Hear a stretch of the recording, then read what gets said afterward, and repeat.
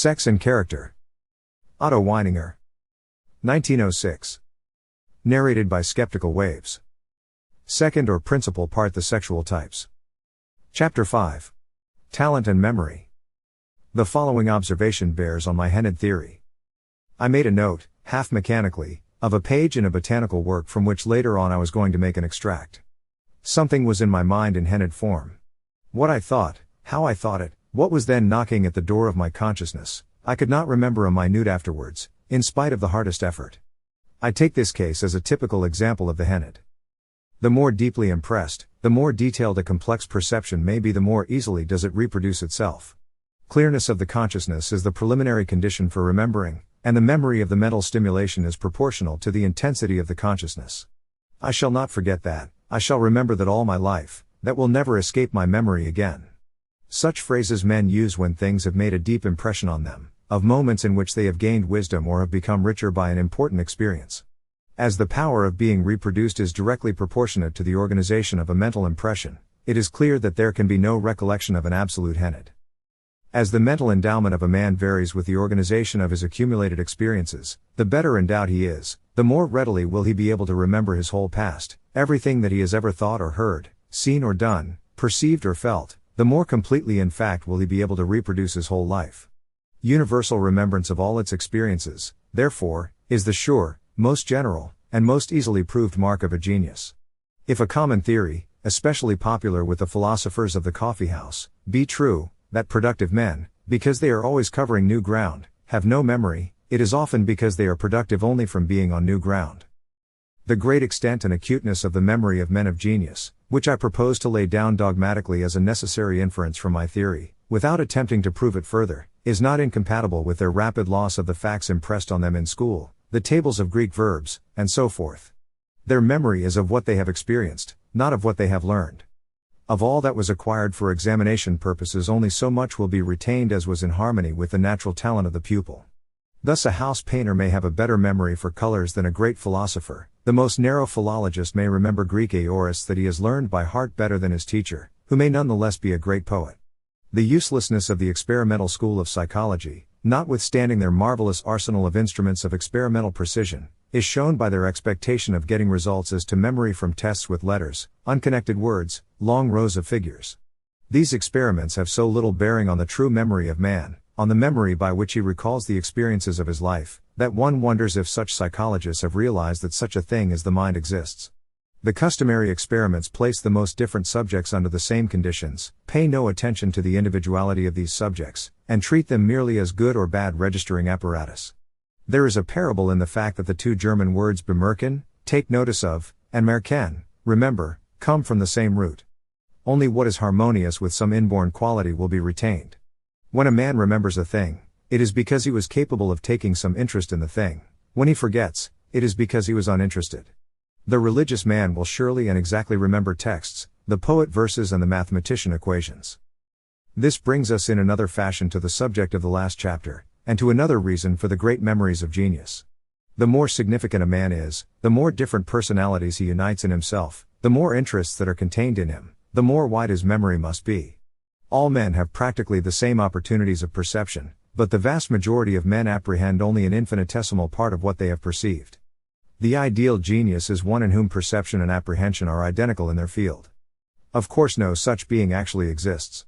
On the other hand, there is no man who has apprehended nothing that he has perceived. In this way we may take it that all degrees of genius, not talent, exist. No male is quite without a trace of genius.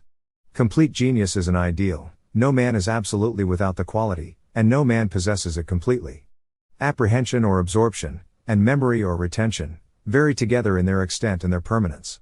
There is an uninterrupted gradation from the man whose mentality is unconnected from moment to moment, and to whom no incidents can signify anything because there is within him nothing to compare them with. Such an extreme, of course, does not exist, to the fully developed minds for which everything is unforgettable, because of the firm impressions made and the sureness with which they are absorbed. The extreme of genius also does not exist, because even the greatest genius is not wholly a genius at every moment of his life. What is at once a deduction from the necessary connection between memory and genius, and a proof of the actuality of the connection, lies in the extraordinary memory for minute details shown by the man of genius. Because of the universality of his mind, Everything has only one interpretation for him, an interpretation often unsuspected at the time, and so things cling obstinately in his memory and remain there inextinguishably, although he may have taken not the smallest trouble to take note of them. And so one may almost take as another mark of the genius that the phrase "this is no longer true" has no meaning for him. There is nothing that is no longer true for him, probably just because he has a clearer idea than other men of the changes that come with time. The following appears to be one of the best means for the objective examination of the endowment of a man. If after a long separation from him we resume the new intercourse with the circumstances of the last, then we shall find that the highly endowed man has forgotten nothing, that he vividly and completely takes up the subject from where it was left off with the fullest recollection of the details. How much ordinary men forget of their lives any one can prove to his astonishment and horror. It may happen that we have been for hours importantly engaged with a man a few weeks before, and we may find that he has forgotten all about it. It is true that if one recalls all the circumstances to his mind, he begins to remember, and, finally, with sufficient help, may remember almost completely.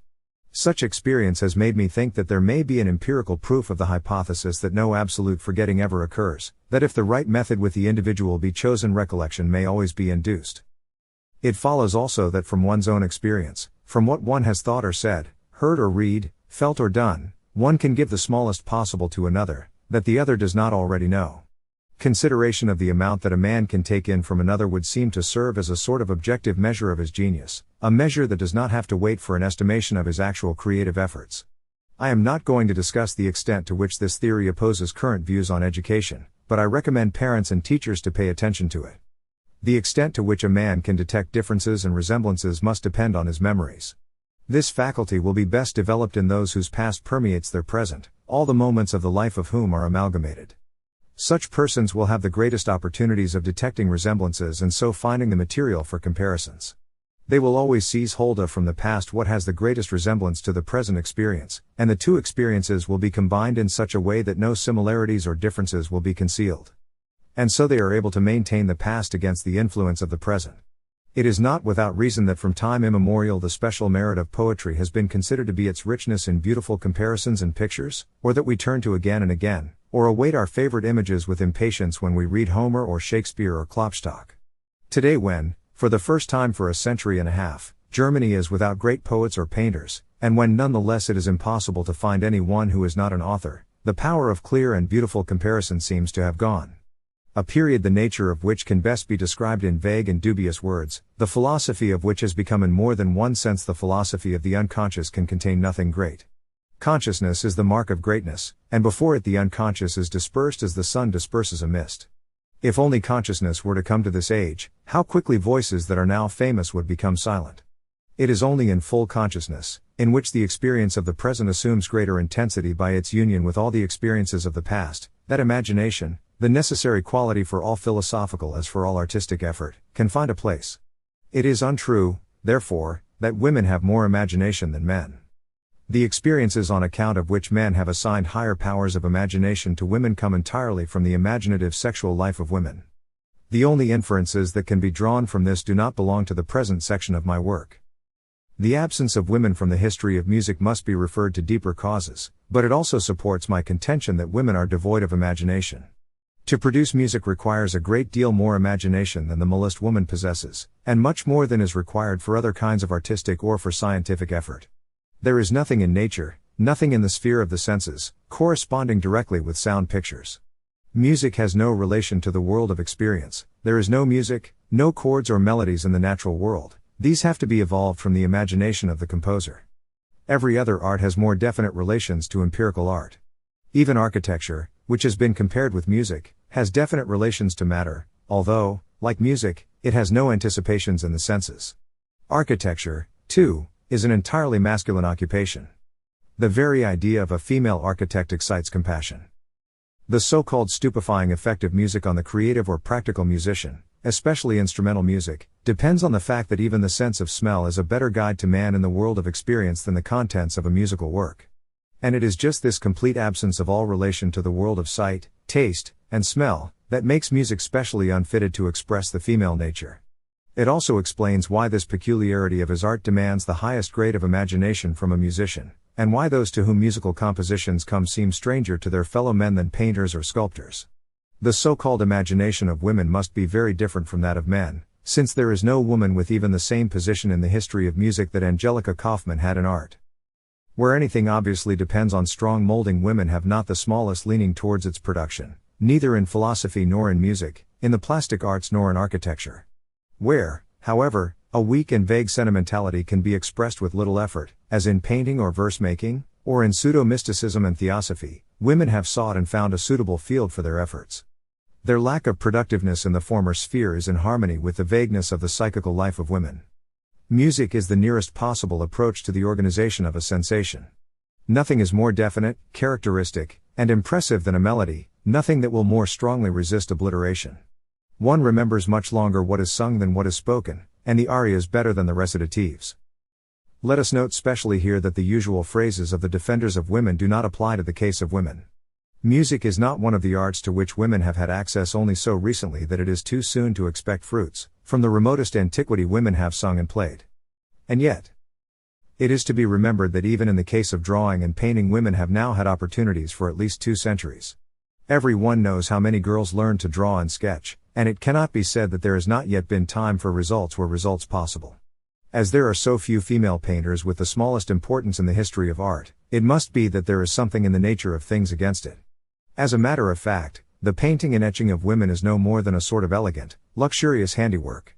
The sensuous, physical element of color is more suitable for them than the intellectual work of formal line drawing, and hence it is, that whereas women have acquired some small distinction in painting, they have gained none in drawing.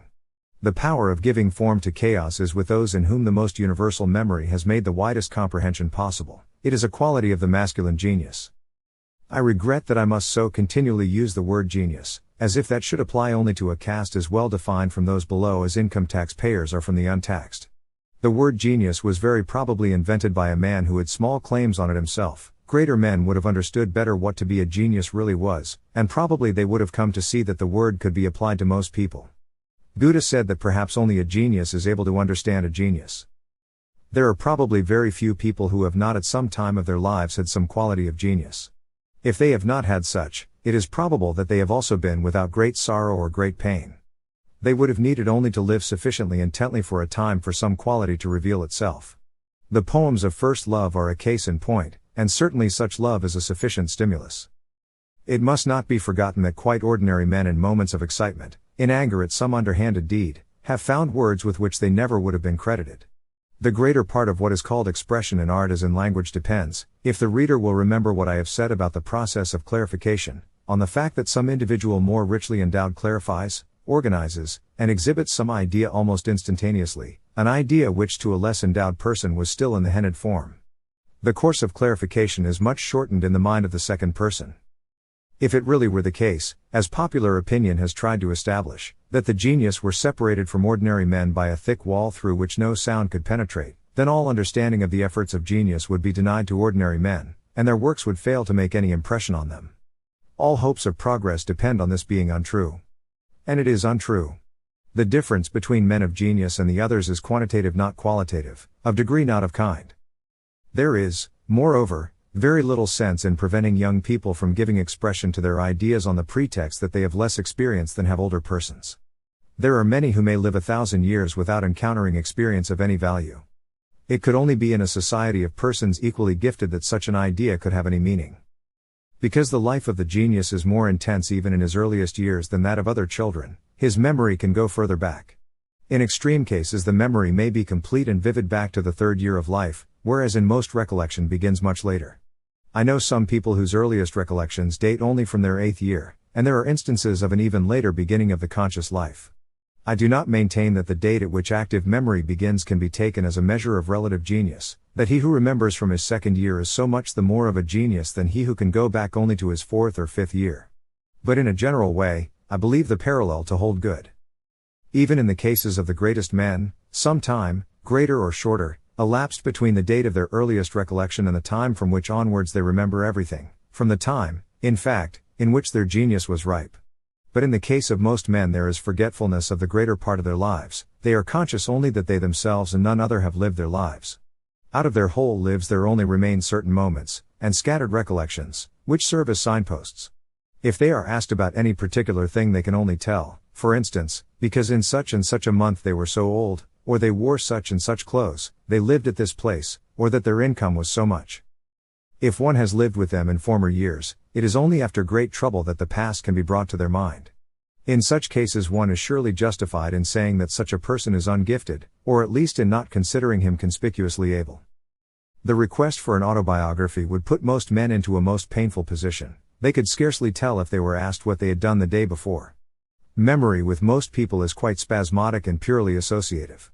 In the case of the man of genius, every impression that he has received endures. He is always under the influence of impressions, and so nearly all men of genius tend to suffer from fixed ideas.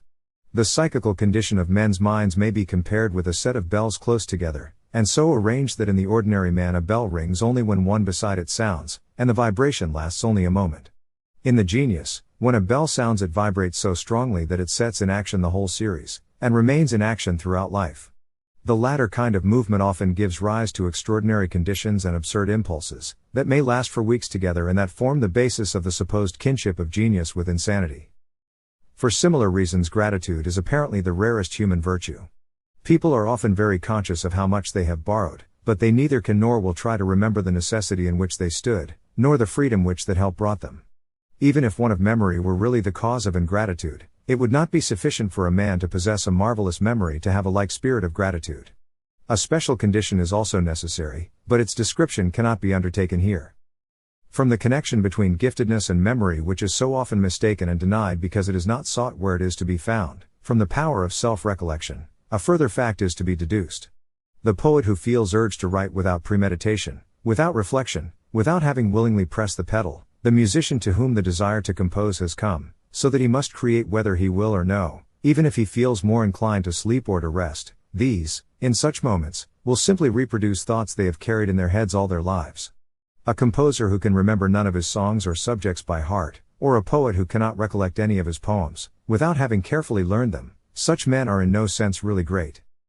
Before we apply these remarks to the consideration of the mental differences of the sexes, we must make yet one more distinction between different kinds of memory. The individual moments in the life of a gifted man are not remembered as disconnected points, not as different particles of time, each one separated and defined from the following one, as the numerals 1, 2, and so on. The result of self-observation shows that sleep, the limitations of consciousness, the gaps in memory, even special experiences, appear to be in some mysterious way one great whole. Incidents do not follow each other like the tickings of a watch, but they pass along in a single unbroken stream. With ordinary men the moments which are united in a close continuity out of the original discrete multiplicity are very few, and the course of their lives resembles a little brook, whereas with the genius it is more like a mighty river into which all the little rivulets flow from afar. That is to say, the universal comprehension of genius vibrates to no experience in which all the individual moments have not been gathered up and stored. This peculiar continuity by which a man first realizes that he exists, that he is, and that he is in the world, is all comprehensive in the genius, limited to a few important moments in the mediocre, and altogether lacking in woman. When a woman looks back over her life and lives again her experiences, there is presented no continuous, unbroken stream, but only a few scattered points. And what kind of points? They are just those which accord with woman's natural instincts. Of what these interests exclusively consist the second chapter gave a preliminary idea, and those who remember the ideas in question will not be astonished at the following facts. The female is concerned altogether with one class of recollections, those connected with the sexual impulse and reproduction. She thinks of her lovers and proposals, of her marriage day, of every child as if it were a doll, of the flowers which she received at every ball, the number, size, and price of the bouquets, of every serenade, of every verse which, as she fondly imagines, was written for her, of every phrase by which a lover has impressed her, but above all, with an exactness which is as contemptible as it is disquieting to herself, of every compliment without exception that has ever been paid her. That is all that the real woman recalls of her life. But it is just those things which human beings never forget, and those they cannot remember that give the clue to knowledge of their life and character. It belongs to a later period of the book to go more thoroughly into the reason why the female has precisely the remembrances she has. Some important conclusion may be expected from reflection on the incredible memory with which women recall all the adulation and flattery, all the proofs of gallantry, which have happened to them since childhood. Whatever may be urged against the present complete limitation of the female memory to the sphere of sexuality and conjugal life, it is to me quite evident. Various arguments about girls' schools, and so forth, I am prepared for. These difficulties will have to be cleared away later. But I must just say again that all memory, which is to be used as a means of psychological definition of the individual, can include only the memory of what has been learnt when learning means actual experience. The explanation of the discontinuity in the psychical life of women, reference to which is introduced here, only because it is a necessary psychological factor in the problem of memory, and without reference to its spiritualistic or idealistic significance, can be reached only when the nature of continuity is studied with reference to the deepest problems of philosophy and psychology. As a proof of the fact, I will at present quote nothing more than the statement of Lotze, which has so often caused astonishment, that women much more readily submit themselves to new relationships and more easily accommodate themselves to them than men, in whom the parvenu can be seen much longer, whereas one might not be able to tell the peasant from the peeress, the woman brought up in poor surroundings from the patrician's daughter. Later on I shall deal more exhaustively with this subject. At any rate, it will now be seen why, if neither vanity, desire for gossip, nor imitation drives them to it, only the better men write down recollections of their lives, and how I perceive in this a strong evidence of the connection between memory and giftedness. It is not as if every man of genius wished to write an autobiography. The incitement to autobiography comes from special, very deep-seated psychological conditions. But on the other hand, the writing of a full autobiography, if it is the outcome of a genuine desire, is always the sign of a superior man. For real faithful memory is the source of reverence. The really great would resist any temptation to give up his past in exchange for material advantage or mental health. The greatest treasures of the world, even happiness itself, he would not take in exchange for his memories. The desire for a draught of the waters of Lethe is the trait of mediocre or inferior natures. And however much a really great man, as Goethe says, may condemn and abhor his past failings, and although he sees others clinging fast to theirs, he will never smile at those past actions and failings of his own, or make merry over his early mode of life and thought. The class of persons, now so much in evidence, who claim to have conquered their pasts, have the smallest possible claim to the word conquer. They are those who idly relate that they formerly believed this or the other, but have now overcome their beliefs, whereas they are as little in earnest about the present as they were about the past. They see only the mechanism, not the soul of things, and at no stage what they believe themselves to have conquered was deep in their natures. In contrast with these, it may be noticed with what painful care great men render even the, apparently, most minute details in their own biographies. For them the past and present are equal, with others neither of the two are real. The famous man realizes how everything, even the smallest, most secondary, matters played an important part in his life, how they have helped his development, and to this fact is due his extraordinary reverence for his own memoirs. And such an autobiography is not written all at once, as it were, with one event treated like another, and without meditation, nor does the idea of it suddenly occur to a man. The material for such a work by a great man, so to speak, is always at hand. His new experiences acquire a deeper significance because of the past, which is always present to him, and hence the great man and only the great man, feels that he himself is in very truth a man of destiny. And so it comes that great men are always more superstitious than average men. To sum up, I may say, a man is himself important precisely in proportion that all things seem important to him. In the course of further investigation, this dictum will be seen to have a deep significance even apart from its bearing on the universality, comprehension, and comparison exhibited by the genius. The position of woman in these matters is not difficult to explain. A real woman never becomes conscious of a destiny, of her own destiny. She is not heroic, she fights most for her possessions, and there is nothing tragic in the struggle as her own fate is decided with the fate of her possessions. Inasmuch as woman is without continuity, she can have no true reverence. As a fact, reverence is a purely male virtue.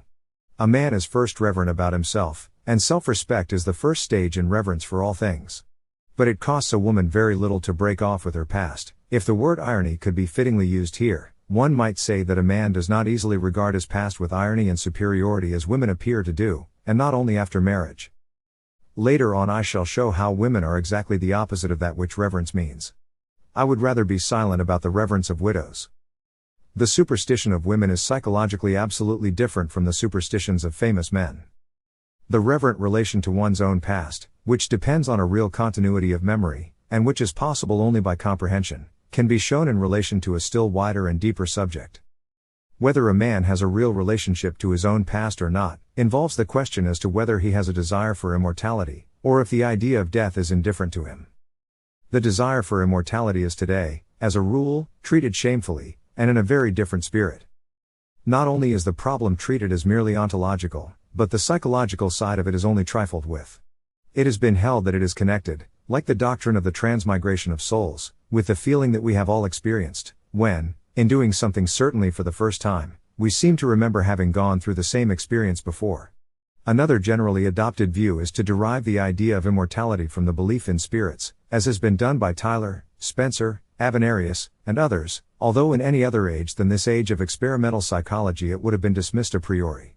I am sure that it must seem impossible to the majority of thinking men to regard a belief so important to mankind, about which there has been so much strife, as merely the last stage in a syllogism of which the first premise is the midnight dream of a dead man.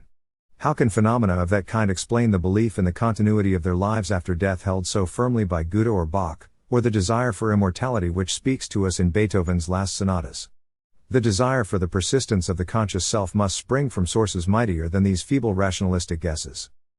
The deeper source of the belief depends on the relation of a man to his own past. Our consciousness and vision of the past is the strongest ground for our desire to be conscious in the future. The man who values his past, who holds his mental life in greater respect than his corporeal life, is not willing to give up his consciousness at death. And so this organic primary desire for immortality is strongest in men of genius, in the men whose pasts are richest. This connection between the desire for immortality and memory receives strong support from what is related by those who have been rescued from sudden death. Even if they had not thought it out before, they relive their past in a few moments, at once and with frantic rapidity. The feeling of what is impending brings in violent contrast the intensity of the present consciousness and the idea that it may cease forever. In reality, we know very little of the mental state of the dying. It takes more than an ordinary person to interpret it, and for reasons connected with what I have been saying, men of genius usually avoid deathbeds. But it is quite wrong to ascribe the sudden appearance of religion in so many people who are fatally ill, to a desire to make sure of their future state. It is extremely superficial to assume that the doctrine of hell can for the first time assume such an importance to the dying as to make them afraid to pass away with a lie on their lips. Footnote. I venture to remind readers how often at the approach of death those who have been occupied with purely scientific matters have turned to religious problems, for example, Newton, Gauss, Riemann, Weber. End note. The important point is this: why do men who have lived throughout a lying life feel towards the end a sudden desire for truth? And why are others so horrified, although they do not believe in punishment in the next world, when they hear of a man dying with a lie on his lips or with an unrepented action? And why have both the hardness of heart until the end and the deathbed repentance appealed so forcibly to the imagination of poets? The discussion as to the euthanasia of atheists, which was so popular in the 18th century, is more than a mere historical curiosity as F. A. Lang considered it. I adduce these considerations not merely to suggest a possibility which is hardly more than a guess. It seems to be unthinkable that it is not the case that many more people than actual geniuses have some trace of genius. The quantitative difference in natural endowment will be most marked at the moment when the endowment becomes active. And for most men this moment is the point of death. If we were not accustomed to regard men of genius as a separate class shut off from the others like the payers of income tax, we should find less difficulty in grafting these new ideas on the old. And just as the earliest recollections of childhood which a man has are not the result of some external event breaking through the continuity of the past course of his life, but are the result of his internal development, there comes to every one a day on which his consciousness is so intensified that remembrance remains, and from that time onwards, according to his endowment, more or fewer remembrances are formed, a factor which by itself upsets the whole of modern psychology. So in different men there are many different stimulants of the consciousness, of which the last is the hour of death, and from the point of view of their degree of genius men might almost be classified by the number of things that excite their consciousness. I take this opportunity of again urging the falseness of a doctrine of modern psychology, which treats men simply as better or worse pieces of registering apparatus and takes no notice of the internal, ontogenetic development of the mind. I mean the idea that in youth we retain the greatest number of impressions. We must not confuse really experienced impressions with the mere material on which to exercise memorizing. Such stuff a child learns more easily simply because it is not weighted with mental impressions. A psychology which is opposed to experience in matters so fundamental must be rejected. What I am attempting at present is no more than to give the faintest indication of that ontogenetic psychology or theoretical biography which sooner or later will replace what now passes for the science of mind. Every program represents some definite conviction. Before we wish to reach a goal, we have some definite conception of what the goal is to be. The name theoretical biography will define the new subject from philosophy and physiology, and the biological method of treatment introduced by Darwin, Spencer, and others will be widened until it becomes a science capable of giving a rational, orderly account of the whole course of the mental life from the cradle to the grave. It is to be called biography, not biology, Because it is to deal with the investigation of the permanent laws that rule the mental development of an individual, whereas biology itself concerns itself with individuals themselves. The new knowledge will seek general points of view and the establishment of types. Psychology must try to become theoretical biography. Existing psychology would find its place in the branches of the new science, and in this way only would Wundt's desire to establish the foundations of a science of the mind be fulfilled. It would be absurd to despair of this simply because of the uselessness of the existing science of the mind, which has not yet even grasped its own object. In this way a justification for experimental psychology might yet be found, in spite of the important results of the investigations by Windelband and Rickert on the relation between natural and psychical science, or the old dichotomy between the physical and mental sciences. The relation between the continuity of memory and the desire for immortality is borne out by the fact that woman is devoid of the desire for immortality. It is to be noted that those persons are quite wrong who have attributed the desire for immortality to the fear of death. Women are as much afraid of death as are men, but they have not the longing for immortality. My attempted explanation of the psychological desire for immortality is as yet more an indication of the connection between the desire and memory than a deduction from a higher natural law. It will always be found that the connection actually exists, the more a man lives in his past, not, as a superficial reader might guess, in his future, the more intense will be his longing for immortality. The lack of the desire for immortality in women is to be associated with the lack in them of reverence for their own personality. It seems, however, that the absence of both reverence and desire for immortality in woman is due to a more general principle, and in the same fashion in the case of man the coexistence of a higher form of memory and the desire for immortality may be traced to some deeper root. So far, I have attempted only to show the coincidence of the two, how the deep respect for their own past and the deep desire for their own future are to be found in the same individuals. It will now be my task to find the common origin of these two factors of the mind.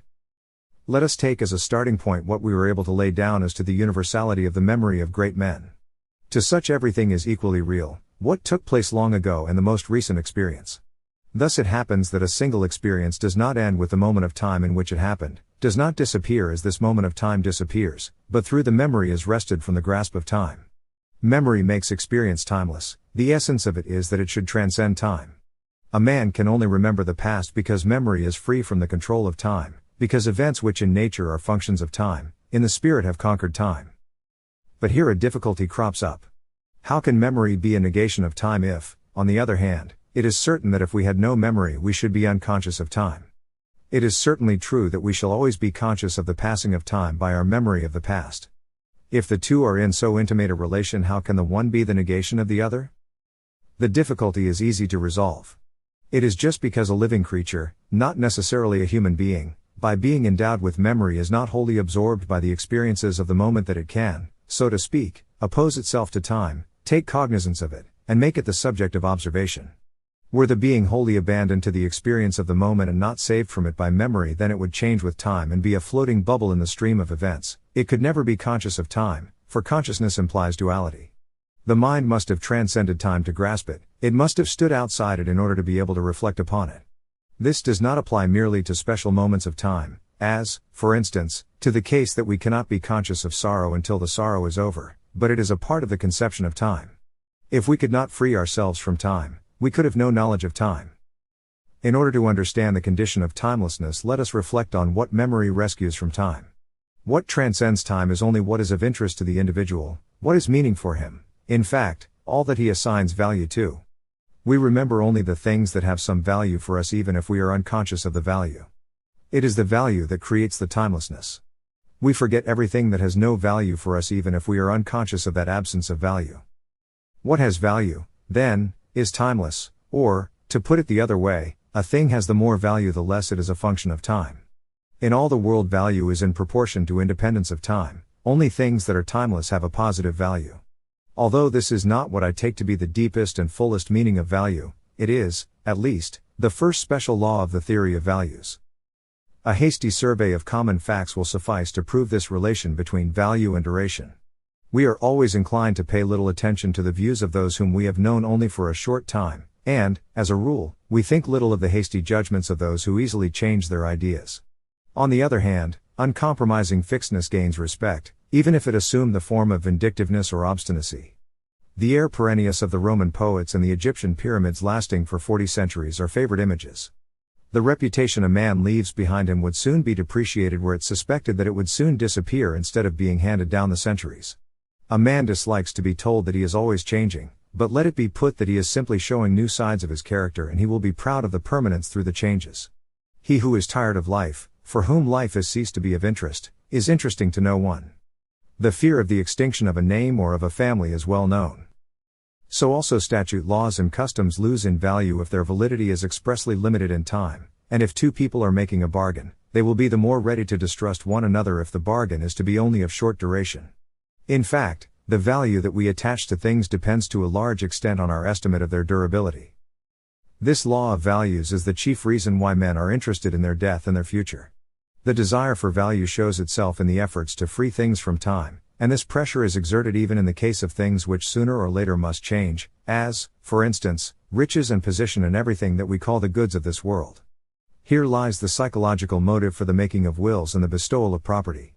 The motive is not care for relatives, because a man without relatives very often is more anxious to settle his goods, not feeling, perhaps, like the head of a family, that in any event his existence will have some kind of permanence, that traces of him will be left after his own death. The great politician or ruler, and especially the despot, whose rule ends with his death, seeks to increase his own value by making it independent of time. He may attempt it through a code of laws or a biography like that of Julius Caesar, by some great philosophical undertaking, by the founding of museums or collections, or, and this perhaps is the favorite way, by alterations of the calendar. And he seeks to extend his power to the utmost during his lifetime, to preserve it and make it stable by enduring contracts and diplomatic marriages, and most of all by attacking and removing everything that could endanger the permanence of his kingdom. And so the politician becomes a conqueror. Psychological and philosophical investigations of the theory of values have neglected the time element. Perhaps this is because they have been very much under the influence of political economy. I believe, however, that the application of my principle to political economy would be of considerable value. Very slight reflection will lead one to see that in commercial affairs the time element is a most important factor in estimating value. The common definition of value, that it is in proportion to the power of the thing valued to relieve our wants, is quite incomplete without the element of time. Such things as air and water have no value only in so far as they are not localized and individualized, but as soon as they have been localized and individualized, and so received form, they have received a quality that may not last, and with the idea of duration comes the idea of value. Form and timelessness, or individuation and duration, are the two factors which compose value. Thus it can be shown that the fundamental law of the theory of value applies both to individual psychology and to social psychology. And now I can return to what is, after all, the special task of this chapter. The first general conclusion to be made is that the desire for timelessness, a craving for value, pervades all spheres of human activity. And this desire for real value, which is deeply bound up with the desire for power, is completely absent in the woman. It is only in comparatively rare cases that old women trouble to make exact directions about the disposition of their property, a fact in obvious relation with the absence in them of the desire for immortality. Over the dispositions of a man there is the weight of something solemn and impressive, something which makes him respected by other men. The desire for immortality itself is merely a specific case of the general law that only timeless things have a positive value. On this is founded its connection with memory. The permanence with which experiences stay with a man is proportional to the significance which they had for him. Putting it in a paradoxical form, I may say, value is created by the past. Only that which has a positive value remains protected by memory from the jaws of time, and so it may be with the individual psychical life as a whole. If it is to have a positive value, it must not be a function of time, but must subdue time by eternal duration after physical death. This draws us incomparably nearer the innermost motive of the desire for immortality. The complete loss of significance which a rich, individual, fully lived life would suffer if it were all to end with death, and the consequent senselessness of everything, as Goethe said, in other words, to Eckermann, February 14, 1829, lead to the demand for immortality. The strongest craving for immortality is possessed by the genius, and this is explained by all the other facts which have been discussed as to his nature. Memory only fully vanquishes time when it appears in a universal form, as in universal men.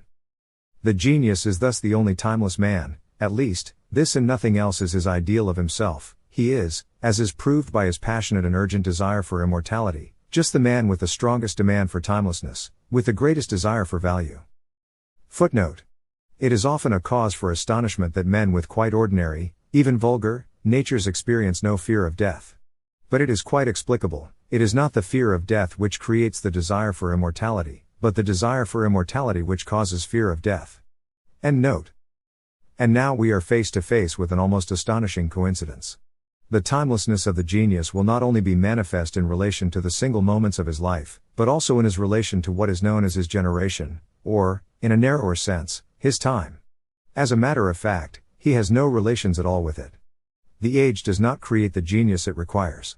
The genius is not the product of his age, is not to be explained by it, and we do him no honor if we attempt to account for him by it. Carlyle justly noted how many epochs had called for great men, how badly they had needed them, and how they still did not obtain them.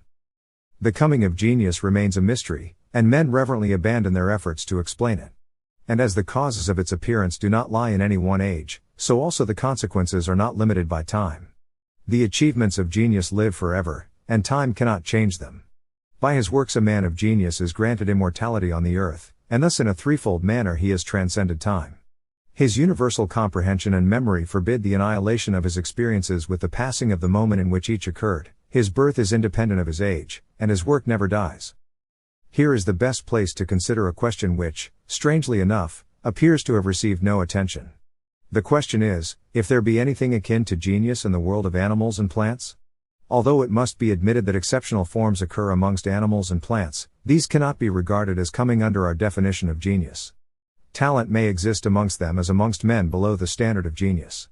But the special gift, what Moreau, Lombroso, and others have called the divine spark, we must deny to animals.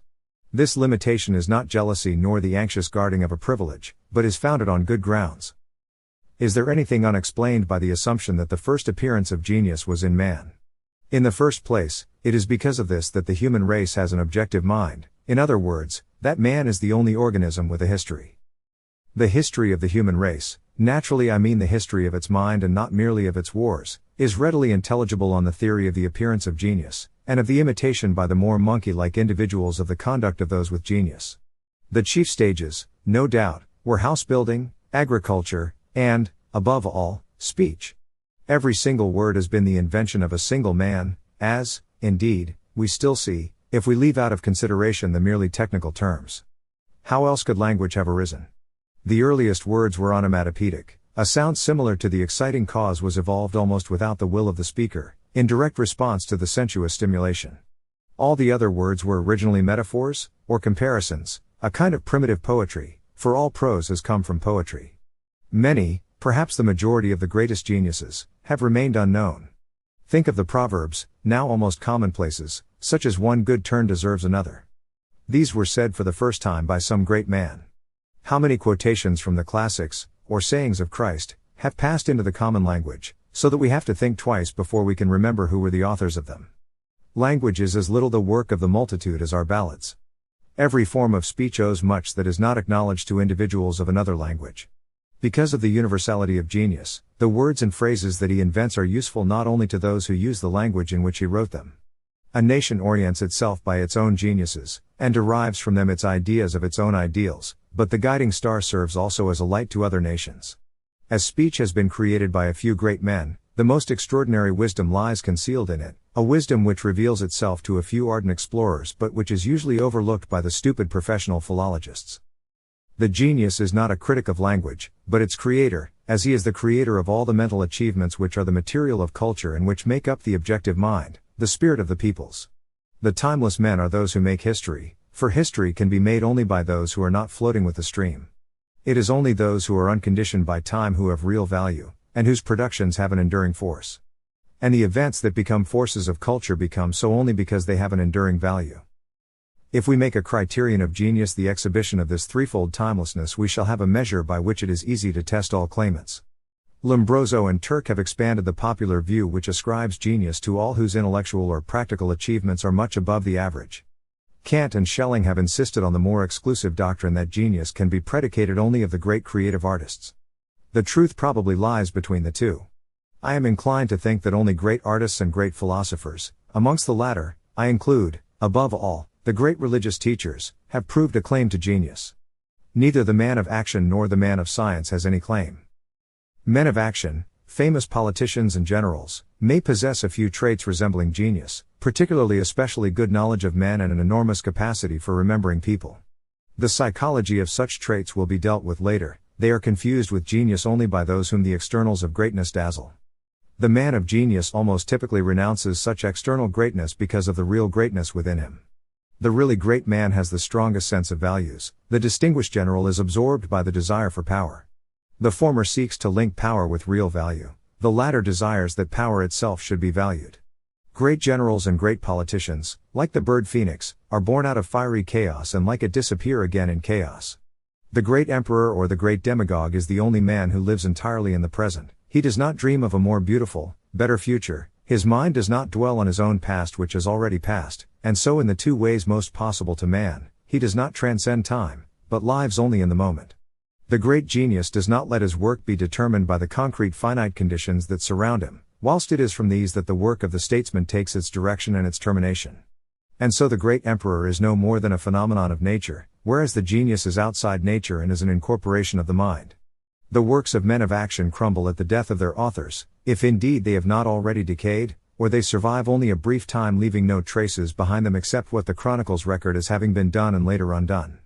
The emperor creates no works that survive time, passing into eternity. Such creations come from genius. It is the genius in reality and not the other who is the creator of history, for it is only the genius who is outside and unconditioned by history. The great man has a history, the emperor is only a part of history. The great man transcends time, time creates and time destroys the emperor. The great man of science, unless he is also a philosopher, I think of such names as Newton and Gauss, Linnaeus and Darwin, Copernicus and Galileo, deserves the title of genius as little as the man of action. Men of science are not universal, they deal only with a branch or branches of knowledge. This is not due, as is sometimes said, merely to the extreme modern specialization that makes it impossible to master everything. Even in the 19th and 20th centuries there are still amongst the learned men individuals with a knowledge as many-sided as that of Aristotle or Leibniz. The names of von Humboldt and William Wundt at once come to my mind. The absence of genius comes from something much more deeply seated in the men of science, and in science itself, from a cause which I shall explain in the 8th chapter. Probably someone may be disposed to argue that if even the most distinguished men of science have not a knowledge so universal as that of the philosopher, there are some who stand on the outermost fringes of philosophy, and to whom it is yet difficult to deny the word genius. I think of such men as Fichte, Schleiermacher, Carlyle, and Nietzsche. Which of the merely scientific has felt in himself an unconditioned comprehension of all men and of all things, or even the capacity to verify any single thing in his mind and by his mind? On the contrary, has not the whole history of the science of the last 1,000 years been directed against this? This is the reason why men of science are necessarily one-sided. No man of science, unless he is also a philosopher, however eminent his achievements, has that continuous unforgetting life that the genius exhibits, and this is because of his one of universality. Finally, it is to be observed that the investigations of the scientific are always in definite relation to the knowledge of their day. The scientific man takes possession of a definite store of experimental or observed knowledge, increases or alters it more or less, and then hands it on. And much will be taken away from his achievements, much will silently disappear. His treatises may make a brave show in the libraries, but they cease to be actively alive. On the other hand, we can ascribe to the work of the great philosopher, as to that of the great artist, an imperishable, unchangeable presentation of the world, not disappearing with time, and which, because it was the expression of a great mind, will always find a school of men to adhere to it. There still exist disciples of Plato and Aristotle, of Spinoza and Berkeley and Bruno, but there are now none who denote themselves as followers of Galileo or Helmholtz, of Ptolemy or Copernicus. It is a misuse of terms, due to erroneous ideas, to speak of the classics of science or of pedagogy in the sense that we speak of the classics of philosophy and art. The great philosopher bears the name of genius deservedly and with honor. And if it will always be the greatest pain to the philosopher that he is not an artist, so the artist envies the philosopher his tenacious and controlled strength of systematic thought, and it is not surprising that the artist has taken pleasure in depicting Prometheus and Faust, Prospera and Cyprian, Paul the Apostle and Il Penseroso. The philosopher and the artist are alternate sides of one another. We must not be too lavish in attributing genius to those who are philosophers, or we shall not escape the reproach of being merely partisans of philosophy against science. Such a partisanship is foreign to my purpose, and, I hope, to this book. It would only be absurd to discuss the claims to genius of such men as Anaxagoras, Gullinks, Botter, or Emerson. I deny genius either to such unoriginally profound writers as Angelus Silesius, Philo, and Jacobi, or to original yet superficial persons such as Comte, Feuerbach, Hume, Herbart, Locke, and Carnades. The history of art is equally full of preposterous valuations, whilst, on the other hand, the history of science is extremely free from false estimations. The history of science busies itself very little with the biographies of its protagonists. Its object is a system of objective, collective knowledge in which the individual is swept away. The service of science demands the greatest sacrifice, for in it the individual human being renounces all claim to eternity as such.